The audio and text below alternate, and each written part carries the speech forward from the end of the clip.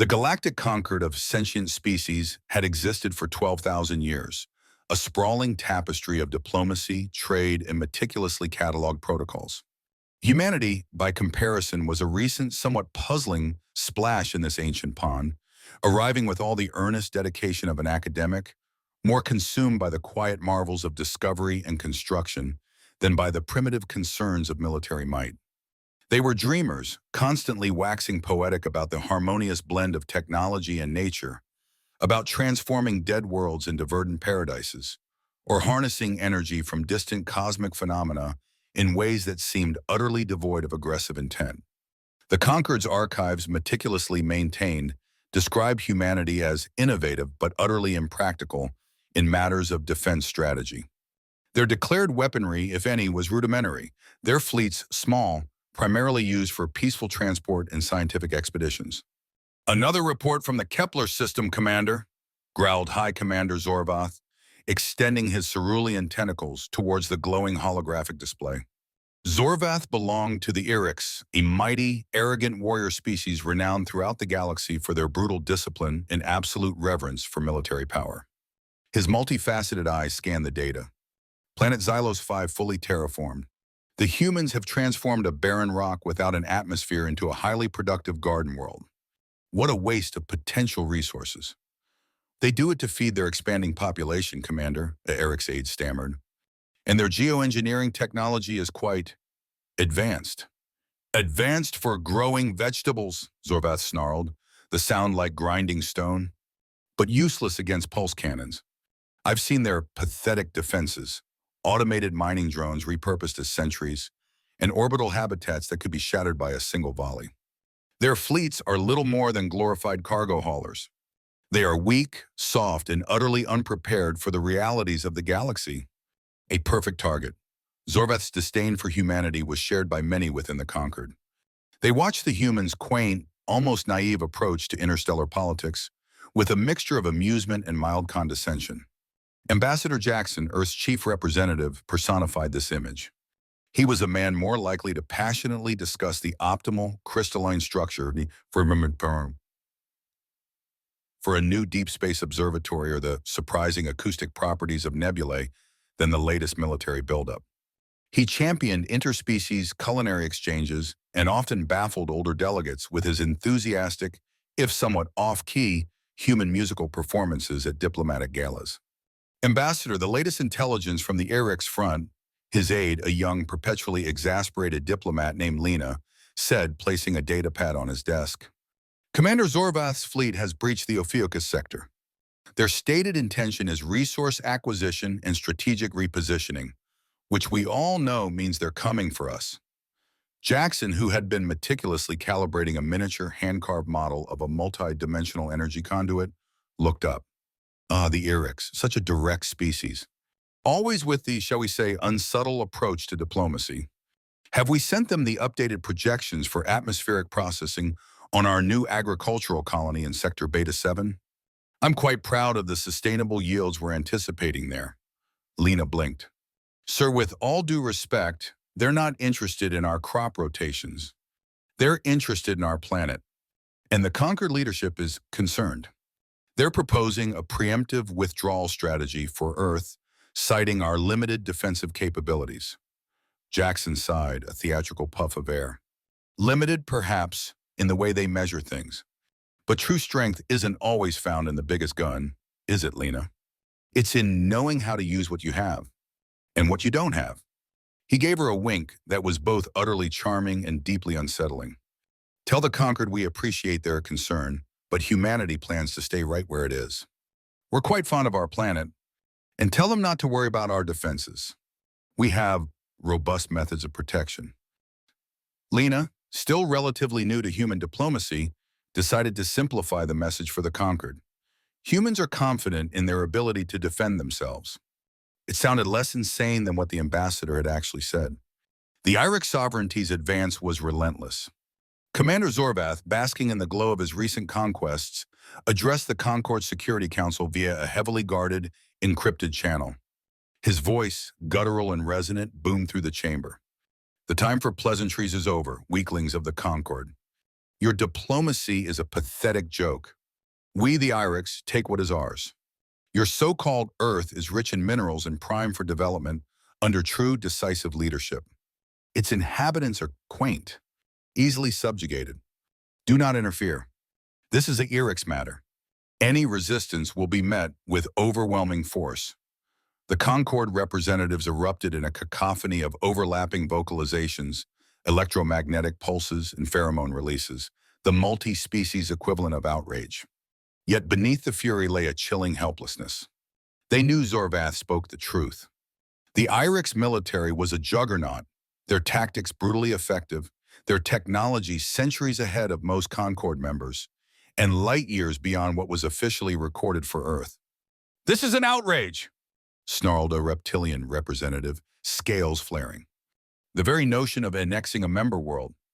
Ambassador Jackson, seated calmly at the human delegation's console, raised a hand.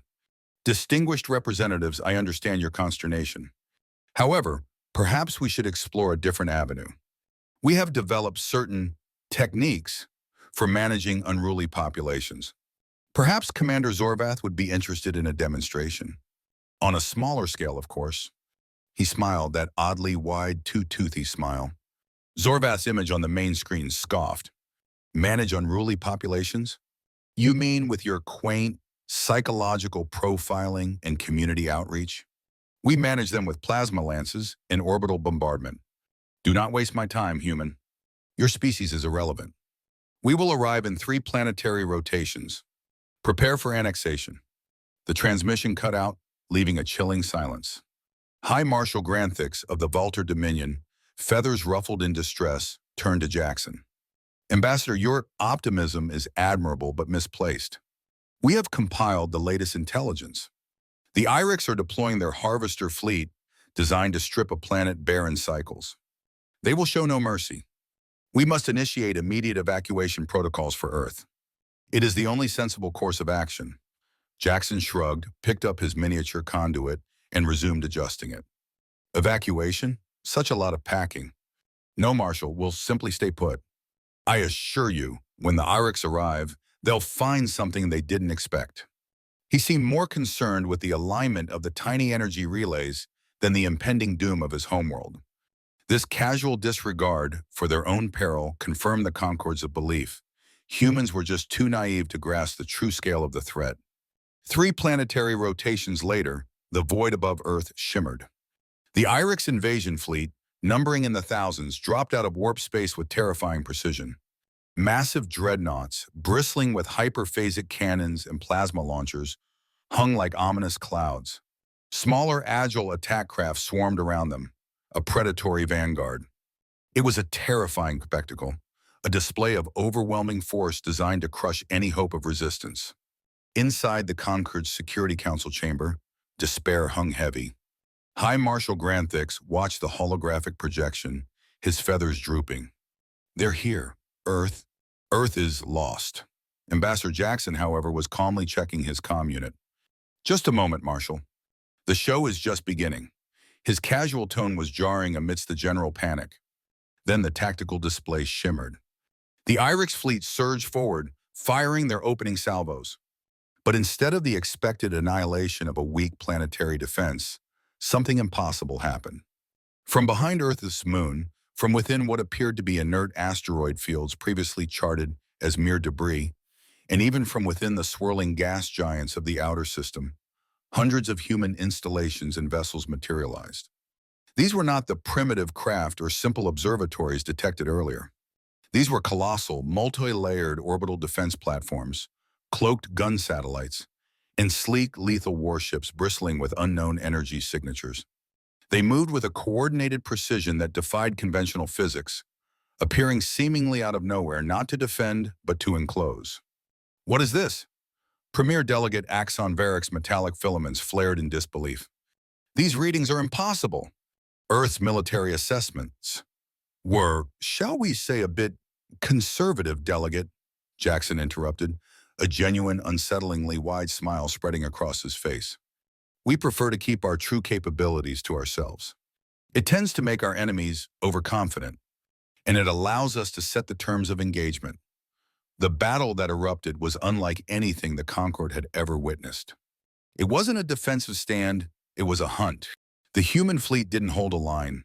They executed intricate, almost artistic maneuvers, herding the Urex vessels like a pack of highly intelligent predators corralling bewildered prey. Human platforms generated localized gravitational anomalies, pulling Irix ships into overlapping kill zones. Others projected focused energy fields that disrupted Irix shielding, leaving their vessels vulnerable. "They're bypassing shields," cried the Kubilon representative, their appendages flying over control surfaces. "Their energy weapons are tearing through Irix armor as if it were paper." Our scientists told us human technology was centuries behind the Irix. High Counselor Ziral's crystalline form darkened to an alarming shade. How is this possible? Jackson leaned back in his chair, watching the systematic destruction unfold on the main display with an air of detached satisfaction. "You see, for 12,000 years, you've been evolving in a relatively safe diplomatic bubble. You built bigger shields, more powerful weapons, more elaborate detection systems. But you think reactively. You build defenses against threats you expect. You optimize for brute force." He paused, a chilling glint in his eye. "Humans, we've had a far more vigorous evolutionary history. We don't just react. We prepare, we adapt. We look at a problem and we find the weakest point.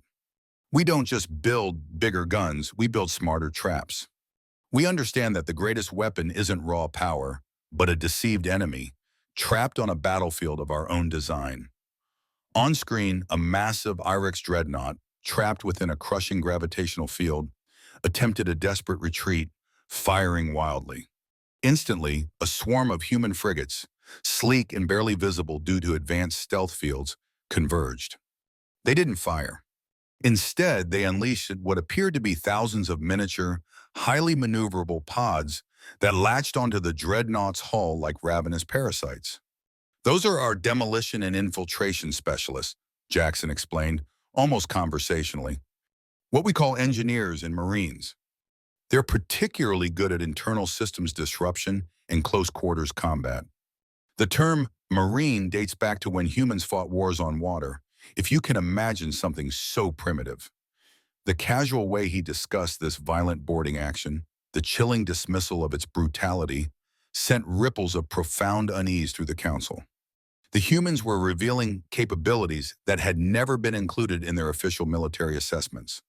They were showing a ruthless efficiency, a cold, calculated violence that chilled the very essence of even the most hardened military strategists present. "Ambassador," High Marshal Granthix stammered, struggling to maintain composure, "your actions, while undeniably effective against the Irix, represent a significant breach of Concord protocol. Military operations of this scale must be authorized by this council." Jackson turned to the avian marshal, and something in his gaze caused the mighty Valter to take an involuntary step back. His previous amiable expression was gone, replaced by a cold, unwavering intensity. "With all due respect, Marshal, when an apex predator points a gun at your head, protocol becomes a luxury. We acted to save our home. Isn't that what truly matters?" The smile returned, but it no longer reached his eyes. "The preservation of life, of course, but excellent. Then I'm sure the council will have no objections to our methods once they've had time to review the results. Speaking of which," he touched his ear again. "Status report." The voice that responded was audible to the entire chamber, crisp and utterly devoid of emotion. "Commander Zorvast's flagship is neutralized, sir. All Irix command and control systems secured. Remaining fleet elements are either destroyed, captured, or in full route. Minimal casualties on our side. Intelligence extraction commencing. Operation Gardener's Trap complete. Well done, Commander. Maintain position and prepare for a coordinated handover." Jackson turned back to the council, whose members were displaying various biological signs of shock and profound disorientation. "As I was saying, Earth stands ready to assist in bringing these aggressors to justice. It appears that assistance has already begun." The silence that followed was profound. The galaxy had just witnessed something unexpected. Humans operating not as naive explorers, but as efficient, ruthless strategists who had manipulated events to their advantage from the very beginning. The gardeners had sprung a trap, and the harvesters had fallen right into it. "I think," said High Counselor Zeral finally, their crystalline forms still darkened with shock, "that the Council will need to reassess several fundamental assumptions about our human colleagues." "That seems wise," agreed Jackson, once again the perfect diplomat. "Perhaps over refreshments? I understand these sessions can be quite taxing." As he offered this perfectly normal diplomatic nicety, standing amidst the aftermath of the ambush he had personally orchestrated, the contrast could not have been more stark. The apex predator had shown its teeth and then immediately returned to wearing its civilized mask. And that, perhaps, was the most disturbing revelation of all. The immediate aftermath of what was now being called the solar system lockdown, or more colloquially, the human humiliation, spread through the Galactic Concord's diplomatic and military circles with the speed and destructive potential of a quantum cascade failure. Emergency sessions were called, heated debates erupted, and threat assessments were hastily revised. Through it all, the human delegation maintained an air of helpful cooperation that somehow managed to be more unsettling than outright hostility. 3 days after the incident, the Concord's executive committee convened in what was officially an information gathering session, but what everyone understood to be a tribunal in all but name. The humans were on trial, not for their decisive actions against the Iric sovereignty, which had indeed been responsible for unspeakable crimes, but for the manner in which they had revealed themselves to be something utterly different from what the galaxy had assumed. The committee chamber was smaller than the main assembly hall, designed for 30 representatives at most. Today it held just 15, the 7-member executive committee, 5 expert witnesses, Ambassador Jackson, and 2 other human diplomatic staff. "Let us be clear about what transpired," began Premier Delegate Axon Varick of the Dorson Technocracy. "Human military assets, previously undeclared and operating under false pretenses of civilian development, conducted operations of an unprecedented scale across sovereign space, deliberately deceiving the Concord with false intelligence regarding their capabilities. They manipulated an aggressor into a predetermined trap and deployed forces with a level of ruthlessness and strategic depth we simply did not believe possible for your species." Ambassador Jackson, looking remarkably rested for someone at the center of a diplomatic firestorm, nodded pleasantly. "An accurate summary, though I would suggest that the term undeclared is open to interpretation. We merely chose not to advertise every single aspect of our defensive infrastructure. It's rather like not broadcasting the exact location of every single root system on a newly terraformed world, wouldn't you agree? Some things are best kept for strategic purposes." "We are familiar with metaphors, Ambassador," interrupted Delegate Axon Varick. "What concerns this committee is not your semantic games, but the profound implication of your actions. Your species has revealed itself to be far more dangerous than previously assessed. You have demonstrated capabilities, not just of combat, but of deception and psychological manipulation, that exceed any species in this Concord. You have shown a disturbing willingness to exploit weaknesses, to turn an enemy's arrogance into its grave. In short, Ambassador, you have revealed yourselves to be predators who hid in plain sight, disguised as humble gardeners." Jackson's expression didn't change, but something in his posture shifted, a subtle straightening of the spine, a slight forward tilt of the head. Those species sensitive to micro-expressions recognized the change immediately. The human was dropping pretenses. "Premier Delegate," Jackson said, his voice devoid of its usual affable quality, "every species in this room evolved from something. Every single one of you has a history rooted in struggle and survival. The difference is not that humans have a predatory nature, it's that we've never forgotten ours. We simply choose to apply it to different challenges." An uncomfortable ripple moved through the chamber. "Furthermore," Jackson continued, "I find it curious that we're being questioned about our methods when those methods successfully neutralize a threat that the Concord's own collective forces were paralyzed to address.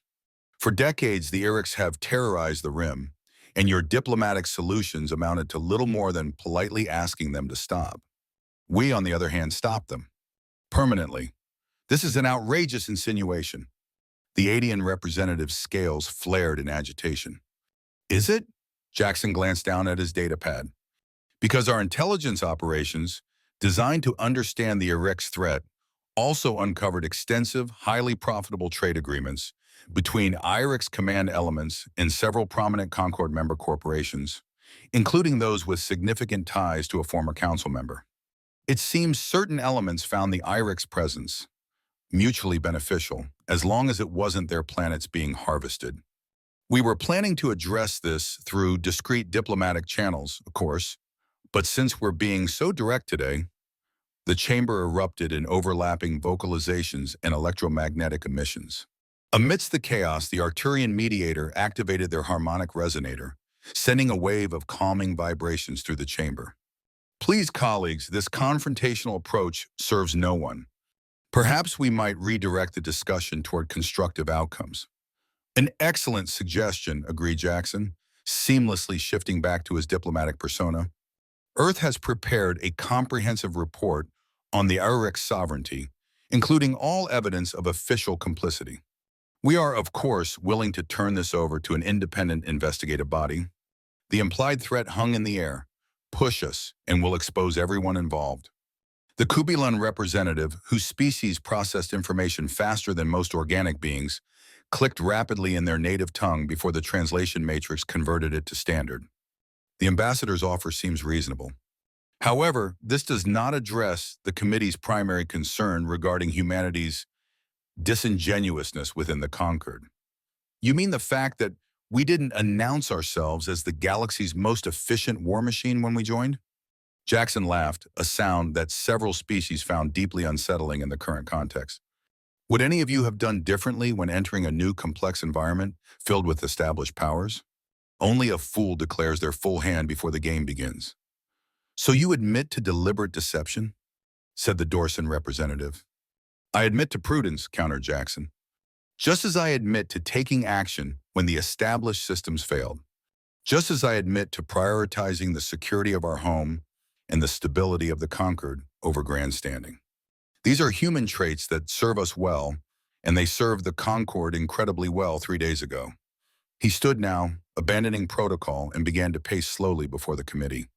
You're afraid because you've just realized you don't understand us. You built assumptions about humanity based on our passion for exploration, our love of art, our focus on sustainable development. You categorized us, filed us away as harmless eccentrics, and stopped paying attention. His voice remained calm, but there was an intensity to it that commanded attention. That was your mistake. On Earth, the creatures that stopped paying attention to humans went extinct. And so did the Iraqs. The silence that followed was profound. Even the Arturian mediator seemed at a loss. Finally, the eldest member of the committee, a Taurian whose age was measured in centuries, spoke in the slow, deliberate manner of their kind. Ambassador, are you issuing a threat to the Concord?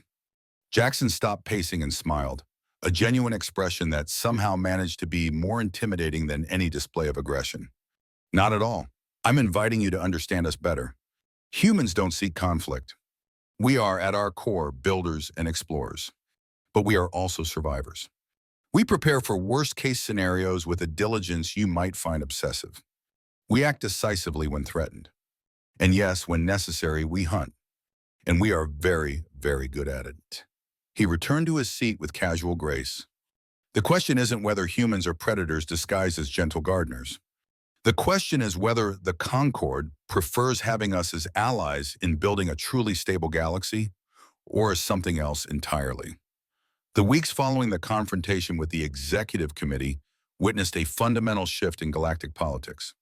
The humans, having revealed their terrifying capabilities and their cunning strategic depth, might have expected isolation or outright hostility. Instead, they found themselves the recipients of something far more potent in interstellar relations. Unquestionable respect tinged with a profound, almost primal caution. The diplomatic circles, once dismissive, now treated human representatives with a deference bordering on awe. High Marshal Granthix now sought out Ambassador Jackson for private consultations on fleet deployments and strategic defenses.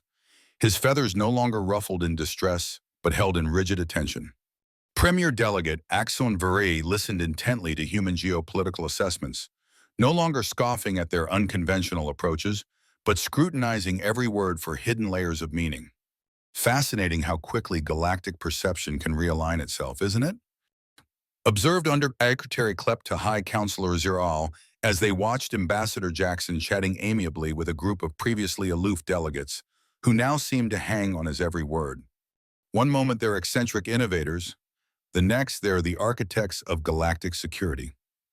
Fear is a powerful catalyst for reassessment, replied Ziral, crystalline structures refracting light in patterns suggesting deep thought. Though I wonder if they realize how transparent their sudden solicitousness appears to the humans. I suspect the humans are counting on exactly that transparency. Klept's gelatinous form rippled with what might have been amusement or a tremor of unease. The distinction was often difficult for non-gelatinous species to discern. They've revealed just enough to completely rewrite the galactic power dynamic without showing their entire hand. A perfectly calculated unveiling, then. Terrifyingly so. Across the grand reception hall, Ambassador Jackson was engaged in what appeared to be pleasant small talk with High Marshal Granthix. To the casual observer, it was the very picture of diplomatic cordiality. To those with a more nuanced understanding of interspecies dynamics, it was a masterclass in subtle yet absolute dominance assertion.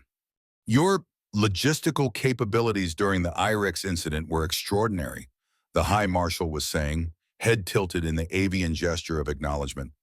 The speed with which you repurposed civilian infrastructure into defensive systems, it defies conventional military doctrine. You're too kind, Marshal, replied Jackson with practiced modesty.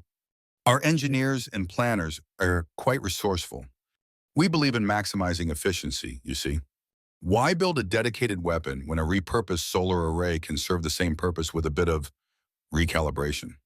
And the emphasis on recalibration was subtle but unmistakable, hinting at a flexibility and adaptive ruthlessness that went far beyond mere engineering. Indeed, agreed the Marshal, feathers slightly raised in what humans had learned to recognize as nervous tension.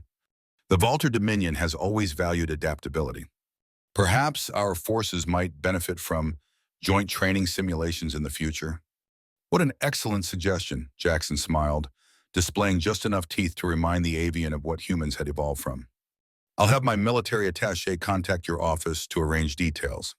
I'm sure our gardeners would be delighted to share some tips on organic pest control. In a far corner of the reception hall, a junior human diplomatic officer was explaining human idioms to a fascinated group of multi-species attachés. So when we say don't poke the bear, we're referring to something seemingly dormant or harmless that can become incredibly dangerous if provoked, she explained, sipping from a glass of what appeared to be juice, but was in fact a specially formulated nutrient paste. Humans found maintaining peak mental clarity essential in the new galactic climate. And your species identifies with the bear in this metaphor? Asked a Quillen representative, appendages twitching in confusion. The human's chuckle caused several nearby beings to startle slightly. No. Historically on Earth, humans were the ones poking the bears. We're the apex predators who developed intelligence, tools, and eventually diplomacy. We learned how to outsmart and overcome every threat on our homeworld. Yet you speak of bears and poking as if separate from yourselves, noted a Methuselan observer. Cultural compartmentalization, the human replied with a shrug. We tend to compartmentalize our more primal aspects until circumstances require us to remember them. It's a survival mechanism, you see. We lull our targets into a false sense of security. This casual admission that humans could consciously switch between diplomatic and predatory modes of operation sent a profound ripple of unease through the gathered attachés. It confirmed what many species were just beginning to understand. Humans weren't simply explorers or engineers. They were predators who had mastered the art of camouflage, appearing peaceful until the moment the trap was sprung. The most significant change, however, was evident in the Concord's fundamental administrative and military operations. The swift, total annihilation of the IREX sovereignty, orchestrated by the humans, had sent shockwaves of self-reflection through every layer of the Concord. Intelligence protocols were overhauled, defense strategies rewritten, and a new human-led strategic adaptation initiative was established. And throughout it all, the humans offered assistance, expertise, and resources with unfailing politeness, never boasting, always pragmatic. 6 months after the incident, Ambassador Jackson found himself in a private meeting with the newly appointed High Counselor, the Taurian elder who had asked that pivotal question about whether humans were threatening the Concord. "The reforms you inspired have been implemented," the Taurian said, their voice carrying the weight of centuries. "Our security protocols are truly robust. Our understanding of strategic warfare has deepened immeasurably. One might observe that the Concord is stronger now than ever before your revelation." Jackson nodded appreciatively. "That was always our goal, High Counselor. A stable, secure galactic community benefits everyone, humans included. We just have the philosophy on how to achieve that stability." Indeed. The Taurian's ancient eyes studied the human with the patience of a being who had seen civilizations rise and fall. "Though I cannot help but wonder what humanity gains from all this. You've exposed yourselves as far more dangerous than previously believed, yet you seek no territorial expansion, no overt power grabs. You continue to operate within our diplomatic frameworks. Why not simply use your advantages to secure overt dominance?" Jackson's expression softened into something genuine, perhaps the first truly unguarded moment he had allowed himself in an official capacity. Because dominance through force is fleeting. It breeds resentment, constant vigilance, and inevitable rebellion. And humans think long-term. We could conquer, yes, but that creates a universe of enemies. By demonstrating what we are capable of, by ensuring that no one will ever mistake our peaceful intentions for weakness again, we build something more valuable. A community where our children can truly thrive, free from existential threats. "Your species is remarkably contradictory," observed the Taurian. "Peaceful explorers who prefer building. Unrivaled strategists who value cooperation. Apex predators who seek harmony rather than pure dominance. That's humanity in a nutshell, High Counselor," agreed Jackson with a small, knowing smile. "We prepare for the worst while ceaselessly working toward the best. We maintain our fangs and claws honed to lethal precision while extending open hands. We never forget what we evolved from, even as we strive to become something infinitely better." As the meeting concluded and Jackson departed, the Taurian remained in contemplation. The galaxy had indeed learned something profound about humanity. Not just that they were apex predators disguised as humble gardeners, but that they were apex predators who genuinely preferred peace and construction, but who had never ever forgotten how to dismantle a threat. The galaxy would never make that mistake again.